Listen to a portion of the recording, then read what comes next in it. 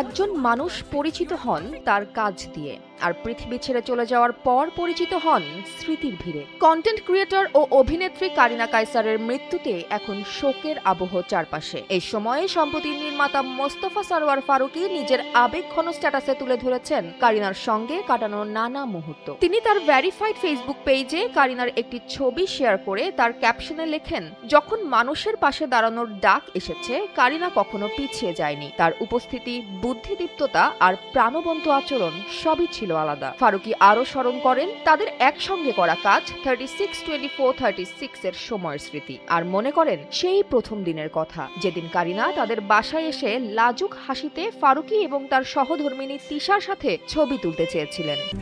RICL TMX, যুগের পর যুগ স্থাপনা থাকে মজবুত।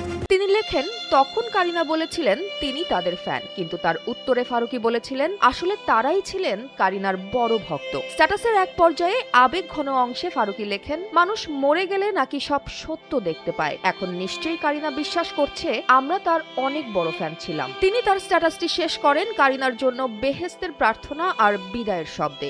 লেখেন, আল্লাহ তোমাকে বেহেশত নসিব করুক কারিনা। এই পোস্টে যদি হাহা দেখো, জানবা কিছু লোক শুধু মানুষ হত্যার জন্য বিখ্যাত নয়, মৃত্যুতে উল্লাস করবার জন্য বিখ্যাত। You know them, Bangladesh knows them. Rest in peace my sister. স্ট্যাটাসের সঙ্গে সামাজিক যোগাযোগ মাধ্যমে একই সাথে ছড়িয়ে পড়েছে আরও একটি স্মৃতি। জুলাই আন্দোলনের সময় দেশের পাশে দাঁড়ানো কারিনার একটি ছবি। সহকর্মী থেকে ভক্ত সবাই এখন বলছেন একটাই কথা, কারিনার হাসি, তার উপস্থিতি এবং সহজ ব্যক্তিত্ব সবকিছুই ছিল মনে রাখার মতো।